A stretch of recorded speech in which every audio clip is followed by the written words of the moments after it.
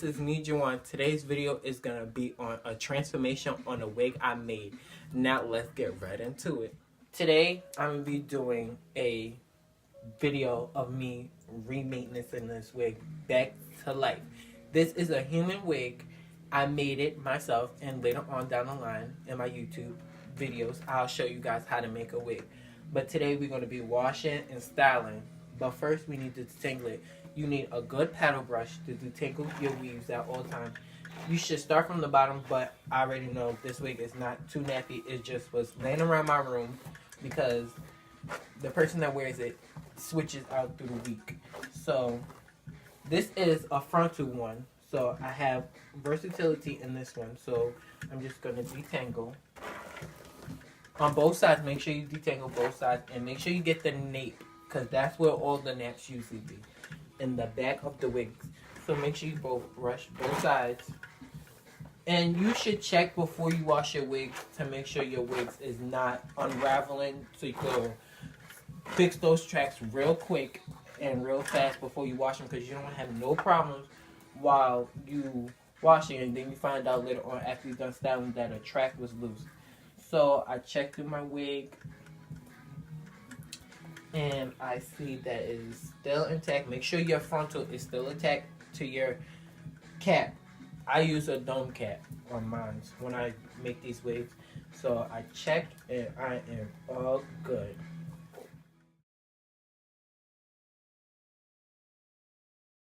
Okay, now I'm at my sink. I made sure I secured my wigs with T-pins, as you can see. I did it off camera on both sides so you can make sure your mannequin and your wig don't come apart. Use warm water when you're washing your wig or whatever temperature you prefer. I prefer warm.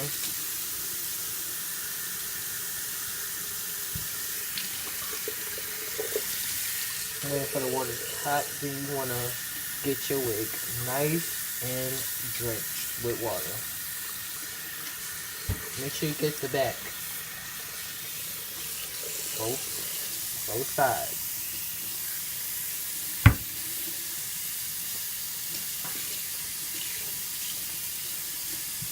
Okay. Before I put the shampoo on, I like to go through my wig, combing it. Comb through your wigs before you put that shampoo in it, because you do not want to have a big mess with your wigs being naughty.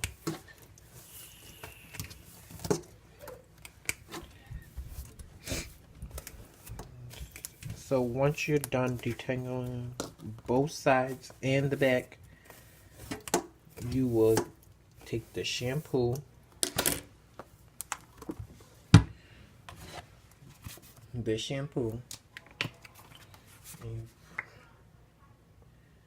I use a nice handful, and I do one rinse of the shampoo and then one rinse of the conditioner, because this is not a human, this is just a wig. And you don't have to stretch because this is not a human. I just run it through.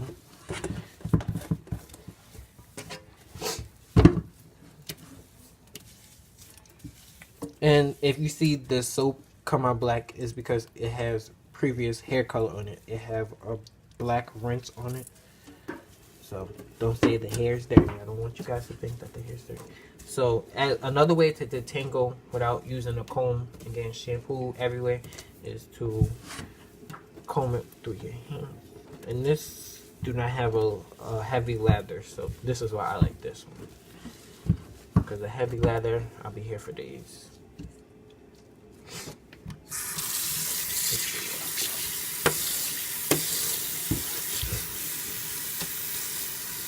So, rinse that shampoo right on out. Make sure you get all that shampoo out, because you do not want to be styling the wig and have gunk with the conditioner and the shampoo through the whole wig.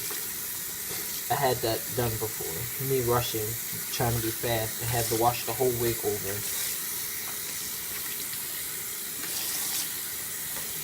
Make sure you rinse all that shampoo out.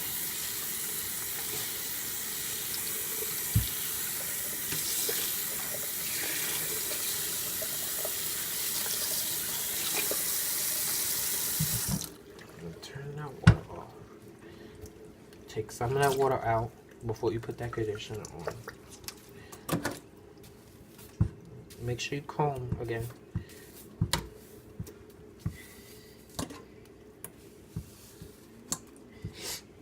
I mainly put the conditioner towards the ends, not the top, because I don't have time to be going through the whole wig again and making sure the conditioner comes out, and I don't have a hose right now, so that'll be a whole lot of hassle trying to get the conditioner out the top of the cap part if I put conditioner in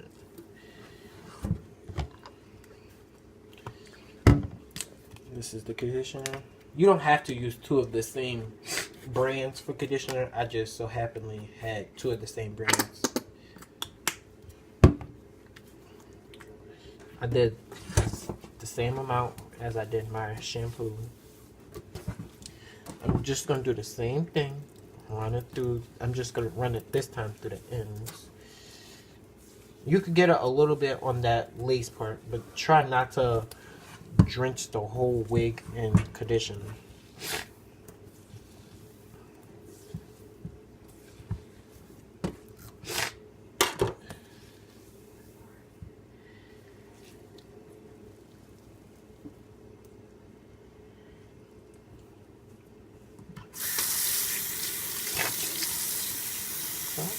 I'm gonna rinse this conditioner out, and I'll be right back with y'all when I'm done. Okay, I'm gonna towel dry this because I want to take a majority of the water out. So when I blow dry it, I won't be getting these split ends, and I won't have water dripping everywhere trying to blow dry this wig. So now that I'm taking majority of the water out, you can see it looks kind of rough. Take my paddle brush again. Start from my ends and work my way up. I'm gonna brush this going back because I believe I want to change the part of the wig, because it was a middle part. Brushes all going back.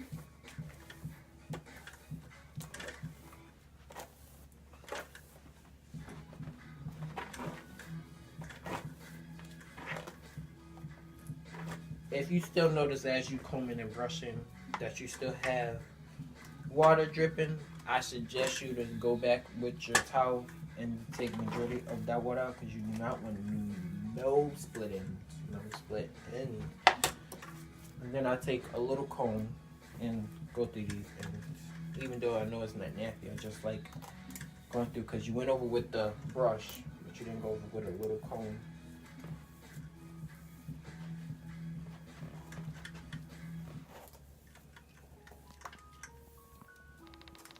Okay.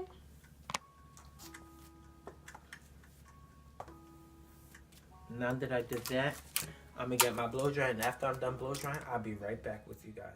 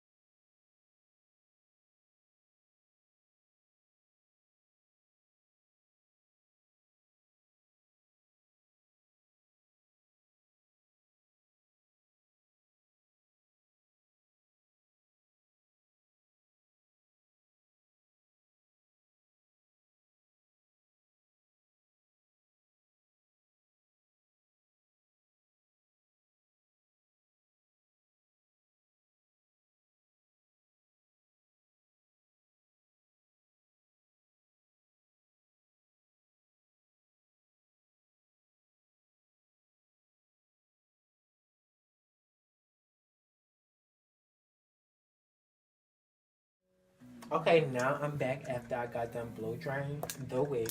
And I meant to mention, while you blow drying, make sure you get the roots area. I did the roots area. Make sure you get in between all the cracks of the wig. And, okay, first thing you need to do before you style your wig, think of where you want your part. Make sure you map down your part before you start styling your wig. And today, I believe I'm going to do a side part. I'm just going to figure out what side do I like the best. That side. And think about if you're going to do curls, a flat iron, or you just going to leave it in its natural state and just let it air dry. I'll shoot another video on a different type of hair on how to style that when you're doing a natural hairstyle with that. This one.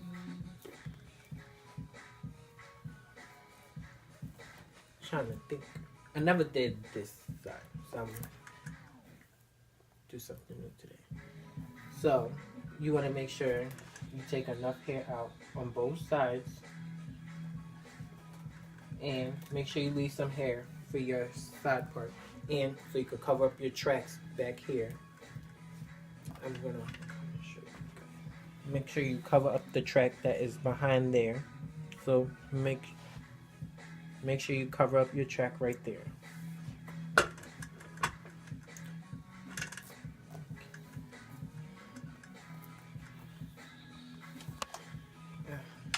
And I take mousse to do my part to mold it down. Don't use a lot. Please do not use a lot of mousse. You can use any mousse that's good for you.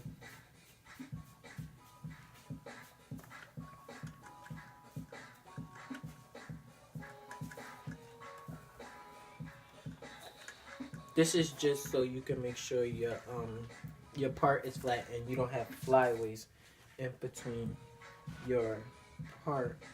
And I'll go over my part again after the mousse.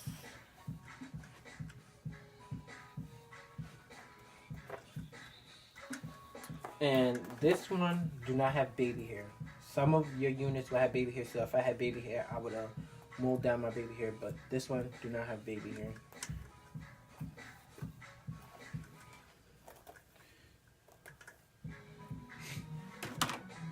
And I'll use a little bit of ocean down the unit so it won't be so dry and give you a shine before you start flat ironing. I do that.